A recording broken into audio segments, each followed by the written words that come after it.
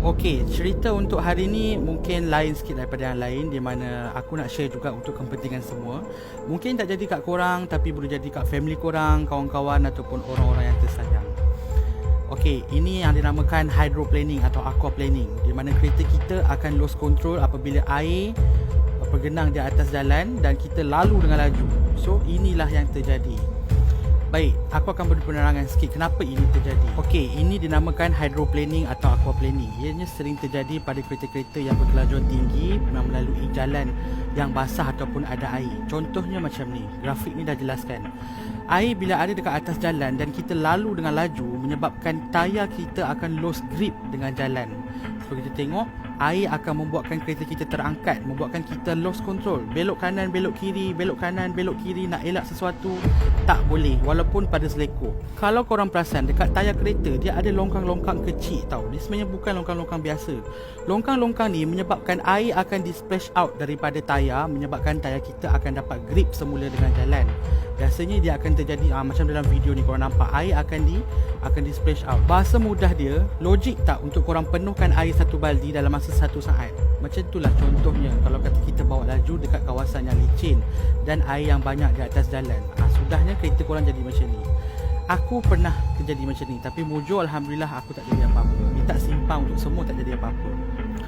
Sangat bahaya. Walaupun Myvi ni tengok, wow, gicu, dia drift y'alls. Yes. So sangat bahaya. Dan ini semua dia akan berkait rapat dengan sistem-sistem kereta sekarang. Sekarang ni kebanyakan engineer kereta sekarang semua dah bijak pandai. Diorang dah pandai untuk buat macam mana kita nak kurangkan risiko kemalangan dengan adanya hydro dan aquaplaning ni. Dan inilah yang terjadi. Dalam situasi macam ni, dia dipanggil understeer dan oversteer. Understeer ni bila mana kereta kita mengambil seleko pada kelajuan tinggi, menyebabkan kereta kita, momentum kereta kita bergerak lurus, tetapi tayar kita dah belok ke kiri dah, menyebabkan kita still akan accident terbabas. Oversteer ni pula bila mana kita mengambil seleko pada kelajuan yang tinggi seperti yang aku cakap tadi, dan kereta kita memang belok ke kiri tetapi tayar di belakang menyebabkan dia terlebih belok. Nama pun oversteer. Dan di sini ada penjelasan dia. Apabila kereta kita oversteer, biasanya tayar di depan akan tergelincir dan akan hilang traction dengan jalan. So, ECU kereta akan hantar mesej kepada tayar depan untuk diberikan pemberikan kecil, untuk memberikan pemberikan kecil supaya tayar kita tidak akan tergelincir. Kita tak brake pun, tapi sistem tu yang brakekan sendiri untuk kita. So, kita tak tergelincir. Tapi taklah bermaksud kita boleh bawa laju dekat seleko masa hujan. Ini hanya membantu.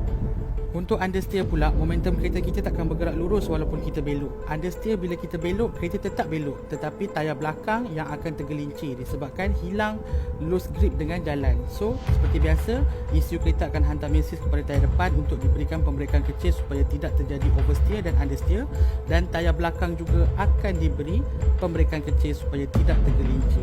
Jadi itulah dia pentingnya sistem stability control untuk kebanyakan kereta baru sekarang. Perkongsian ni mungkin tak penting bagi setengah orang, tapi bagi aku semua orang perlu ambil tahu dan ambil peduli, sebab kebanyakannya kita tak tahu sistem apa yang ada dalam kereta kita dan sampai tahap mana had dia mampu beroperasi, supaya kita tahu untuk tidak terjadinya perkara yang tak diingini. Mungkin tak berlaku kat korang, tapi boleh berlaku kat family korang, kawan-kawan ataupun orang yang korang tersayang. Kadang-kadang macam itulah, dalam kita berhati-hati ada orang yang tak berhati-hati, menyebabkan kita yang mendapat kecelakaan tu. So korang drive safe and be safe dalam memandu, okay?